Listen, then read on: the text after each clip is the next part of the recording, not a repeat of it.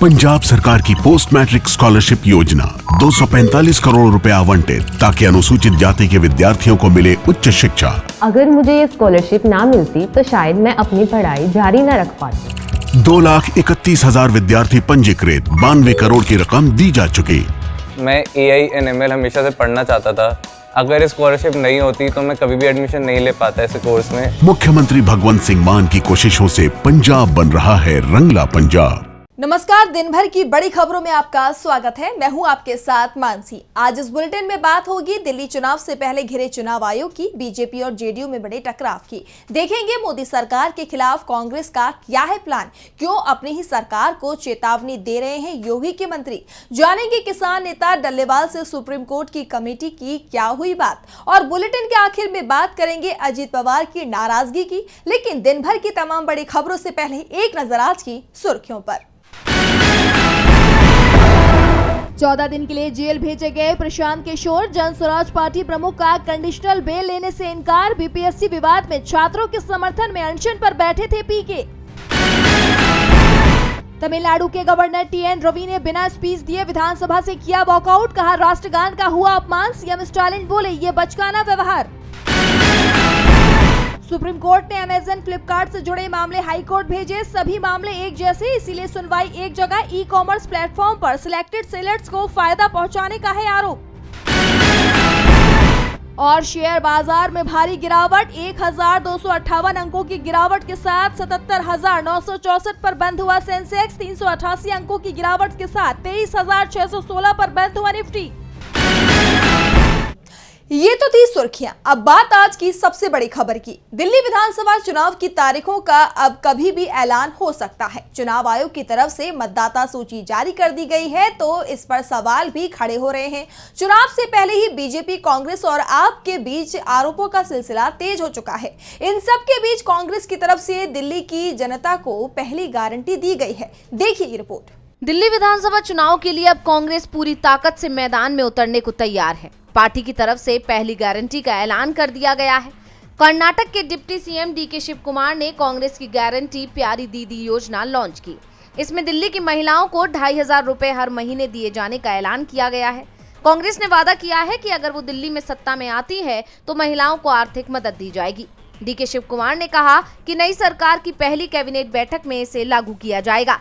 दूसरी तरफ आज चुनाव आयोग की तरफ से दिल्ली की मतदाता सूची भी जारी कर दी गई है, यानी अब किसी भी दिन दिल्ली में विधानसभा चुनाव की तारीखों का ऐलान हो जाएगा। फाइनल वोटर लिस्ट के मुताबिक दिल्ली में कुल मतदाताओं की संख्या 1,55,24,858 है। इसमें 83,49,645 पुरुष हैं और 71,73,952 महिला मतदाता हैं। थर्ड जेंडर मतदाताओं की संख्या 1,261 और फर्स्ट टाइम वोटर 2,08,302 है। मतदाता सूची जारी होते ही दिल्ली की सीएम आतिशी ने बड़ा आरोप लगाया है। उन्होंने दिल्ली में वोटर घोटाले का दावा किया है। आतिशी ने दावा किया कि पिछले कुछ दिनों में नई दिल्ली विधानसभा क्षेत्र की वोटर लिस्ट में 10% नए मतदाताओं के नाम जोड़े गए हैं। साथ ही 5.5% मतदाताओं के नाम हटाए गए हैं। इस सीट से अरविंद केजरीवाल चुनाव लड़ रहे हैं। आतिशी ने चुनाव आयोग की भूमिका पर भी बड़े सवाल खड़े किए हैं। उन्होंने कहा कि चुनाव आयोग की भूमिका संदिग्ध है। आयोग ने मामले की जांच नहीं की है। जिस तरह से कांग्रेस और आम आदमी पार्टी की तरफ से चुनाव को लेकर सक्रियता दिखाई जा रही है, उससे बीजेपी की मुश्किल अब बढ़ती दिख रही है। दिल्ली चुनाव से पहले ही चुनाव आयोग एक बार फिर सवालों में घिर गया है, तो सवालों में बिहार की सरकार भी घिरी हुई है। नीतीश कुमार की पलटी मारने की चर्चाएं थमती नहीं दिख रही हैं। इस बीच अमित शाह के पटना दौरे को आखिरी समय पर रद्द कर दिया गया, जिसके बाद से कई सवाल खड़े हो गए हैं। तो क्या है पूरा मामला, देखिए ये रिपोर्ट। अमित शाह पटना आ रहे थे। सीएम नीतीश कुमार से मुलाकात थी, लेकिन आखिरी समय पर शाह का दौरा ही रद्द हो गया। दरअसल शाह के दौरे के रद्द होने के पीछे की वजह भी नीतीश कुमार ही माने जा रहे हैं, क्योंकि अमित शाह ने ही 16 दिसंबर को बयान दिया था कि बिहार में एनडीए का सीएम उम्मीदवार अभी तय नहीं है। बीजेपी का संसदीय बोर्ड इस पर फैसला करेगा और संसदीय बोर्ड ने शायद अभी फैसला नहीं किया है। दूसरी तरफ जेडीयू ने साफ कह दिया है कि 2025 से 2030 तक एक बार फिर नीतीश होंगे। साफ है शाह और नीतीश की बैठक में सीएम उम्मीदवार की बात होनी थी और इसी के चलते अमित शाह ने अपना कार्यक्रम रद्द कर दिया। शाह 5 और 6 जनवरी को पटना आने वाले थे, लेकिन आखिरी समय पर उनका आने का कार्यक्रम रद्द कर दिया गया। इस बीच आरजेडी और कांग्रेस बड़ी तैयारी में जुटे हुए हैं और अब जो खबर सामने आ रही है उसमें कहा गया है कि कांग्रेस और आरजेडी ने अपने सभी विधायकों को 18 जनवरी को पटना बुला लिया है। दोनों दलों के विधायकों की बैठक भी हो सकती है। राहुल गांधी भी पटना पहुंच रहे हैं और इसके बाद ये कहा जा रहा है कि बिहार की सियासत में बड़ा बदलाव होने वाला है। इस बीच तेजस्वी यादव का बयान भी सामने आया है। उन्होंने बिहार में बढ़ते अपराधों को लेकर एनडीए की सरकार को घेर लिया है। एक तरफ बिहार में सीएम नीतीश कुमार ने बीजेपी को टेंशन में डाल दिया है, तो दूसरी तरफ राहुल गांधी बीजेपी की परेशानी को और बढ़ाने की तैयारी में हैं। वो एक बार फिर यात्रा निकालने वाले हैं। ये यात्रा संविधान को लेकर होगी। जय बापू, जय भीम, जय संविधान नाम की इस यात्रा को कांग्रेस वर्किंग कमेटी अंतिम रूप दे रही है। तो कब से शुरू हो रही है ये यात्रा, जानने के लिए देखिए ये रिपोर्ट। नेता प्रतिपक्ष और कांग्रेस सांसद राहुल गांधी एक बार फिर संविधान को लेकर अपनी यात्रा निकालने जा रहे हैं। इस यात्रा का नाम जय बापू, जय भीम, जय संविधान यात्रा रखा गया है। इस यात्रा की शुरुआत 26 जनवरी को इंदौर के महू से होगी, जो संविधान निर्माता बाबा साहेब भीमराव अंबेडकर की जन्मस्थली है। कांग्रेस वर्किंग कमेटी इस यात्रा के कार्यक्रम को अंतिम रूप दे रही है। बता दें कि इस यात्रा में राहुल गांधी के साथ कांग्रेस के तमाम बड़े नेता भी शामिल होंगे। मिली जानकारी के मुताबिक राहुल गांधी 26 जनवरी को दिल्ली से इंदौर आकर महू में एक बड़ी जनसभा को संबोधित कर सकते हैं। इसके बाद ये यात्रा शुरू होगी। कांग्रेस ने यह तय किया है कि यात्रा के दौरान संविधान की अहमियत को लेकर लोगों में जागरूकता फैलाई जाएगी और भाजपा के किए संविधान के अपमान को जनता के सामने रखा जाएगा। प्रदेश कांग्रेस ने यात्रा के दौरान पूर्व मुख्यमंत्रियों, पूर्व केंद्रीय मंत्रियों और बड़े नेताओं को शामिल करने की भी योजना बनाई है। यात्रा का मकसद बीजेपी की नीतियों और उनके संविधान के प्रति रवैये के खिलाफ जन जागरूकता फैलाना है। एक तरफ कांग्रेस मजबूत होती नजर आ रही है, तो बीजेपी के नेतृत्व वाला एनडीए बिखरता जा रहा है।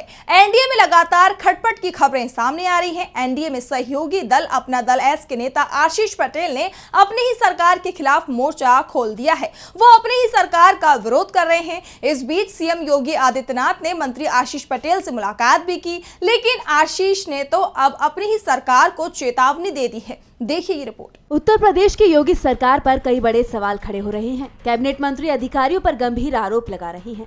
सीएम योगी से मुलाकात करने के बाद भी कैबिनेट मंत्री और अपना दल एस नेता आशीष पटेल के इरादे बदलते नहीं दिखाई दे रहे और यही वजह है कि आशीष पटेल ने एक बार फिर योगी सरकार पर हमला बोला है। कैबिनेट मंत्री ने आरोप लगाते हुए कहा कि यूपी सरकार के मीडिया सलाहकार और सूचना निदेशक के नेतृत्व में आज फिर से खिलौने में चाबी भर दी गई है, जिससे खिलौना फिर से चलने लगा है। साथ ही आशीष पटेल ने चेतावनी देते हुए कहा कि पर्दे के पीछे का खेल बहुत हो गया है, मुझे मर्यादा लांघने पर मजबूर ना करें, मैंने मर्यादा लांघी तो बात बहुत दूर तक जाएगी। आशीष पटेल ने आगे कहा कि यूपी सरकार के मीडिया सलाहकार मृत्युंजय सिंह और सूचना निदेशक शिशिर सिंह राज्य सूचना विभाग के 1700 करोड़ के बजट का गलत इस्तेमाल कर अपने प्रायोजित लोगों से मेरी माफी मांगने की झूठी खबर चलवा सकते हैं। अपने प्रायोजित खिलौनों में चाबी भरकर रोज प्रायोजित धरने भी करा सकते हैं, लेकिन सामने आकर मुकाबला नहीं कर सकते। बता दें कि मीडिया सलाहकार और सूचना निदेशक सीएम योगी आदित्यनाथ के बेहद करीबियों में से एक हैं और अब उन्होंने सूचना विभाग पर हमला बोलकर योगी सरकार को कटघरे में खड़ा कर दिया है। आशीष पटेल योगी सरकार की मुश्किलें बढ़ा रहे हैं, तो किसानों ने मोदी सरकार की मुश्किलें बढ़ा रखी हैं। किसान नेता जगजीत डल्लेवाल को लेकर एक बार फिर सुप्रीम कोर्ट में सुनवाई हुई है। इस दौरान पंजाब सरकार की तरफ से पेश हुए senior advocate Kapil Sibal supreme court से उन्होंने और समय की मांग की है, तो केंद्रीय मंत्री मनोहर लाल खट्टर ने किसानों को लेकर बड़ा बयान दे दिया है। तो क्या कुछ हुआ आज कोर्ट में, जानने के लिए देखिए ये रिपोर्ट।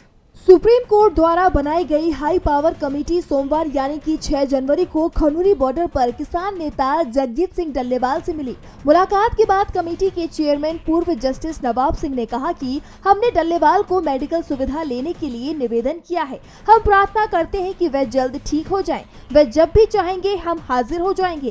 केंद्र से सीधे बातचीत कराने की हमारे पास कोई अथॉरिटी नहीं है। हम पिछले 4 महीने से किसानों से बातचीत के प्रयास में लगे हुए हैं। हमने शुरुआती इशू कोर्ट के सामने रखे थे, अभी तक रिपोर्ट फाइल नहीं की गई है। हम जल्द ही रिपोर्ट पेश करेंगे। रिपोर्ट अलग अलग फेज में होगी। इस मुद्दे पर एक नई मीटिंग होगी। कमेटी एक पॉजिटिव ब्रिज बनाएगी। बता दें कि इससे पहले सुप्रीम कोर्ट में सुनवाई हुई। इस दौरान पंजाब सरकार की तरफ से सीनियर एडवोकेट कपिल सिब्बल पेश हुए, जहां उन्होंने दावा किया था कि किसान नेता जगजीत डल्लेवाल कोर्ट की बनाई कमेटी से मिलने के लिए राजी हो गए हैं। सिब्बल ने सुनवाई कुछ समय बाद करने की अपील भी की थी, जिस पर कोर्ट ने सुनवाई शुक्रवार यानी कि 10 जनवरी के लिए तय कर दी थी। बता दें कि इससे पहले डल्लेवाल ने कमेटी अध्यक्ष रिटायर्ड जस्टिस नवाब सिंह को चिट्ठी लिखकर कहा था कि उनका प्रतिनिधिमंडल 4 नवंबर 2024 को सुप्रीम कोर्ट की कमेटी से मिला था, लेकिन कमेटी को शंभू और खनूरी बॉर्डर आने का टाइम नहीं मिला था। क्या वे मेरी जान जाने का इंतजार कर रहे थे? तब डल्लेवाल ने कहा था कि हम सिर्फ केंद्र से बात करेंगे। इस बीच करनाल में केंद्रीय मंत्री मनोहर लाल खट्टर ने किसान आंदोलन के मुद्दे पर बड़ा बयान दिया। उन्होंने कहा कि किसानों का मुद्दा पंजाब सरकार का है। वहीं खट्टर के इस बयान से अब सवाल ये उठता है कि क्या वाकई में केंद्र की मोदी सरकार को किसानों के आंदोलन से कोई लेना देना नहीं है क्या? किसानों के प्रदर्शन पर मनोहर लाल खट्टर के बयान ने अपनी ही सरकार को सवालों के घेरे में लाकर खड़ा कर दिया है। तो सवाल इस समय दुनिया के बदलते नक्शे ने संयुक्त राष्ट्र पर भी उठा दिए हैं। एशिया महाद्वीप का नक्शा तेजी से बदलता दिखाई दे रहा है। भारत के पड़ोस में नया देश बन सकता है। तो क्या है पूरी खबर, जानने के लिए देखिए ये रिपोर्ट। मिडिल ईस्ट के बाद अब एशिया की भी तस्वीर बदलने वाली है। दावा किया जा रहा है कि भारत के पड़ोस में नया देश बनने वाला है। दरअसल म्यांमार में विद्रोही गुटों का कब्जा बढ़ता जा रहा है और अब म्यांमार में सैन्य शासन के खिलाफ जंग लड़ने वाली अराकान आर्मी आजादी के उस लक्ष्य को हासिल करने के बहुत करीब पहुंच गई है, जो महज कुछ महीने पहले तक नामुमकिन लग रहा था। म्यांमार के जुंटा शासन के खिलाफ अराकान आर्मी का विरोध लगातार जारी है। वो एक के बाद एक सैन्य चौकियों पर अपना कब्जा जमाते जा रहे हैं। अब केवल भारत की तरफ से फंड किया जाने वाला म्यांमार का सिटवे बंदरगाह और चीन की मदद से बना क्याओ कफ्यू का गहरे समुद्र का बंदरगाह और मुनांग शहर ही म्यांमार के सैन्य जुंटा के नियंत्रण में रह गए हैं। हालांकि म्यांमार की जुंटा सेना ने विद्रोहियों के खिलाफ वायुसेना और नेवी का भी इस्तेमाल किया।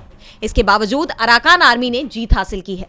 अराकान आर्मी ने देश के रखाइन प्रांत के 18 में से 15 क्षेत्रों पर कब्जा कर लिया है और अगर वो इसी रफ्तार से आगे बढ़ते रहे, उन्होंने पूरे रखाइन राज्य पर कब्जा कर लिया, तो वो दिन दूर नहीं जब भारत का पड़ोसी देश म्यांमार 2 हिस्सों में बंट जाएगा।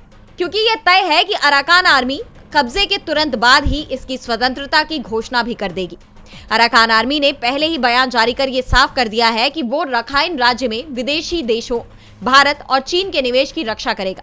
यानी पहले से ही वो नया देश बनाने की प्लानिंग कर चुके हैं और अगर ऐसा होता है तो ये 1971 में बांग्लादेश के निर्माण के बाद एशिया में बनने वाला पहला देश होगा। ऐसे में म्यांमार के जुंटा प्रशासन की मुश्किलें भी बढ़ती दिख रही हैं। और बुलेटिन के आखिर में देखेंगे महाराष्ट्र में सरकार बनाने के बाद अजीत पवार के बदले बोल को। महाराष्ट्र में सियासी पारा हाई है। एक तरफ जहां एनसीपी के अपने ही नेता अजीत पवार की मुश्किलें बढ़ाते नजर आ रहे हैं।